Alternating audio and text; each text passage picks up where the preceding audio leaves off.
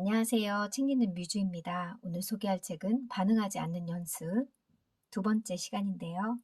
3장 부정적인 감정을 떨쳐버리는 연습. 감정적인 대처로 손해보지 않기. 우선 고민을 정리해본다. 1. 불쾌한 감정이 생기는 것을 방지한다. 솟아난 감정은 빨리 리셋한다. 2. 상대방과 어떻게 관계하는 것이 좋은지 생각한다. 나중에는 분노의 감정과 함께 내가 옳고 상대방이 잘못했기 때문에 이렇게 해야 한다는 판단만 맞부딪힐 뿐 이렇게 끝이 없는 고민으로 돌입하게 되는 것이지요. 흔히 인간관계가 모든 고민의 근원이라고 말합니다. 감정이라는 내 안의 문제와 상대방의 관계의 방식을 구별해서 생각해 봅시다. 우선 내 안에서 생겨난 감정의 해결책을 배워볼까요?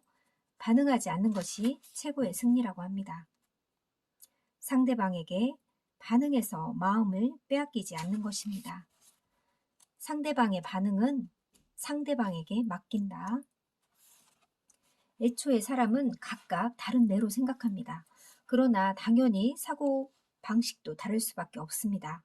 내가 옳다는 마음에는 인정받고 싶은 욕심인 만도 항상 작용하고 있습니다. 따라서 다른 의견과 부딪히게 되면 자기 자신이 부정당한 기분이 들어 분노로 반응하게 됩니다. 그러니 자신감이 없는 사람일수록 화를 잘 내는 경향이지요. 상대방과 나의 반응을 구별해서 생각한다. 상대방의 반응은 상대에게 맡긴다. 이것이 바로 인간관계로 고민하지 않기 위한 기본적인 마음가짐입니다. 지지 않으려 애쓰지 않는다. 상대방에게 지지 않는 것이나 자기 주장을 끝까지 고집하는 것은 중요하지 않습니다. 반응함으로써 자신의 마음을 잃어버리게 된다는 것을 명심해야 합니다. 나도 모르게 반응하는 상황에 처했을 때 크게 숨을 들이켰다 내뱉고 각오를 다지면서 상대방을 그저 이해하기 위해 노력해봐야 합니다. 마음의 반쪽은 상대방에 대한 이해의 나머지 반쪽은 내 마음의 안쪽의 반응을 알아차린데 사용해 보세요. 그리고 이를 상대방을 마주하는 방식의 원칙으로 삼는다면 좋겠습니다.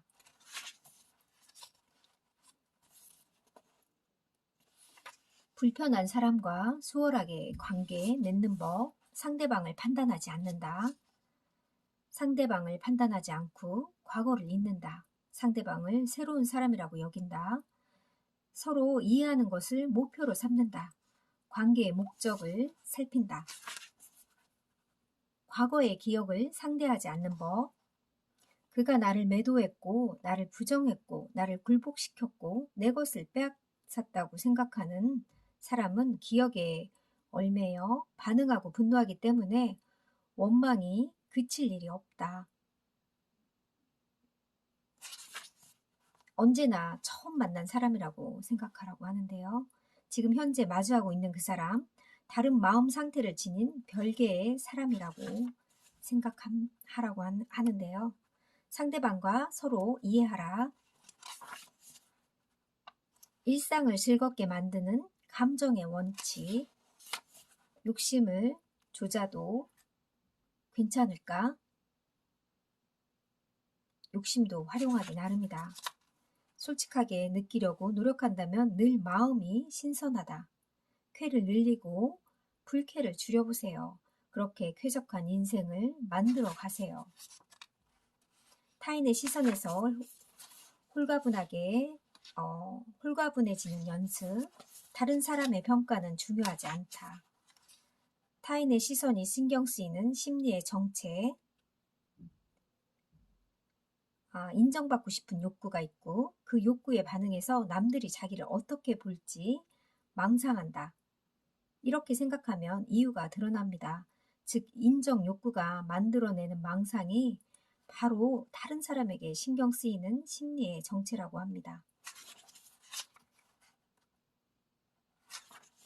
거슬리는 상대방과는 거리를 둔다. 다른 사람의 시선이 신경 쓰여 견딜 수 없는 심리에는 특정 인물이 영향을 주고 있는 경우가 있습니다.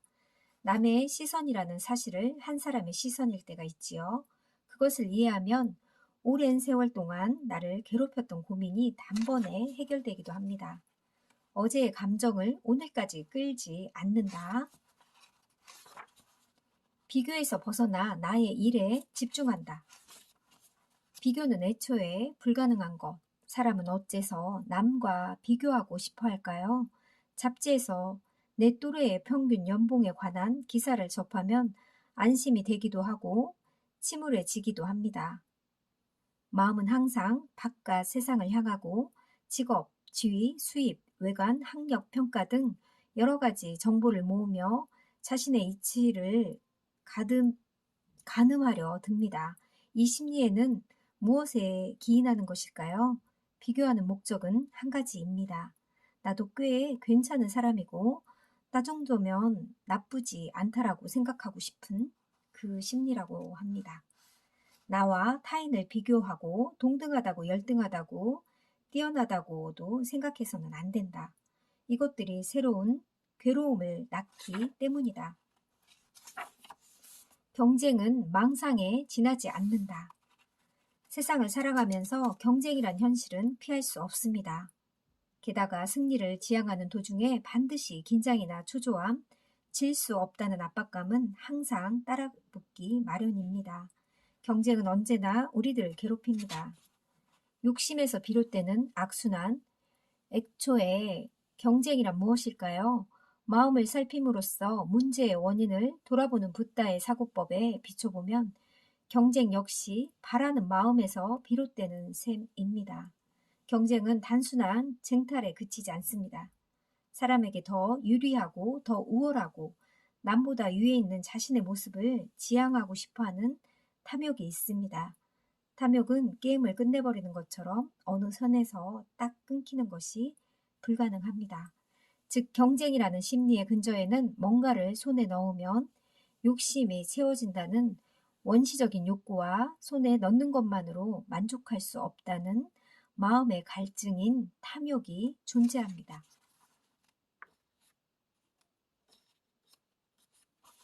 목표를 이루고 싶다면 5가지 장애에 주의하라고 합니다.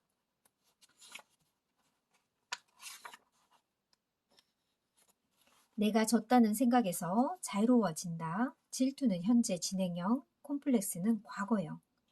사람은 3가지 집착 때문에 괴로워한다. 바라는 것을 얻고자 하는 집착, 하지만 이루어지지 않는다. 손에 넣는 것을 언제까지나 계속 갖고 싶어하는 집착, 하지만 이윽고 반드시 잃어버린다. 고통을 주는 것을 없애고 싶은 집착, 하지만 뜻대로 되지 않는다. 지금 내가 할 수 있는 일에 집중한다. 만약 인정받고 싶다는 생각이 든다면 자신이 무엇을 할 수 있을지, 지금 할 수 있는 일을 충분히 하고 있는지, 아직 할 수 있는 일이 있지는 않은지를 고민해 봅니다. 사람은 모두 다르기에 비교는 불가능하다. 사람은 모두 많든 적든 좌절과 실패를 경험하는 법입니다. 하지만 그런 과거의 실패를 이유로 역시 나는 안 되는 인간이다라는 믿음을 가질 필요는 없습니다. 나를 피곤하게 만드는 것들에 반응하지 않는다. 언제라도 돌아갈 수 있는 의지처를 만든다. 사람은 항상 뭔가를 바라고 반응하며 괴로움 속에 살아갑니다. 만약 그렇게 채워지지 않는 인생에서 해방되어 치유와 납득을 얻고 싶다면 지금 자신과는 별개의 의지처를 마음속에 지닐 필요가 있습니다. 마음은 늘 채워지지 않는 법이다. 마음은 늘 아직 뭔가 부족하다고 하는 생각에서 사로잡혀 있고 왠지 항상 목마릅니다. 애초에 마음은 항상 방황하고 채워지지 않는 법입니다. 그런 성질을 처음으로 간파한 사람이 붓다였습니다. 인생이란 되돌아왔다가 다시 나아가는 것. 진정한 인생은 돌아왔다가 다시 걸음을 내딛는 것의 반복입니다. 하루에 몇 번이든 몇 개월이든 몇 년이든 올바른 마음가짐으로 돌아가는 것, 거기서부터 다시 살아보는 것입니다. 그럼 마음가짐이야말로 여러분을 행복으로 이끌어 줄 수 있을 것입니다. 내일은 더 괜찮을 것이라는 기대감. 원하는 대로 살 수 있는 사람은 없다. 흔히 마이너스 사고, 부정적인 사고라는 말을 하는데 깨달음을 얻기 전 고타마라고 불리는 청년 시절 그는 이런 생각을 했습니다. 사치스러운 궁전 생활도 건강한 이 몸도 남들이 부러워하는 이 젊음도 대체 무슨 의미가 있는가? 육체는 병들고 늙고 언젠가 반드시 죽음을 맞이한다. 그렇다면 젊음도 늙음도 아니 살아있는 것 자체도 대체 무슨 의미가 있는 것인가? 고타마는 왕족의 후계자로 상당히 호화로운 생활을 보냈다는 것으로 알려져 있습니다. 지금 누리고 있는 생활의 모든 것을 이윽고 병과 노화의 죽음에 의해 잃어버릴 것임을 깨닫습니다. 그렇다면 무엇을 위해 살아가는가? 그것이 고타마의 의문이었습니다. 다만 고타마의 경우는 고민이 시작되는 시점에서 발상이 약간 달랐습니다. 비관할 수밖에 없는 현실 속에서 새로운 삶의 태도를 찾기 시작한 것입니다. 사람은 뭔가를 바라며 살아간다. 하지만 바라는 것에는 두 종류가 있지 않은가? 즉, 잘못된 것을 바라는 것과 올바른 것을 바라는 것이다. 잘못된 것을 바라는 것은 늙음과 병과 죽음이라는 상실에서도 도망칠 수가 없는 인간이기에 생겨난다. 누구라도 늙지 않고 병들지 않고 죽지 않는 것을 바라지 않겠는가?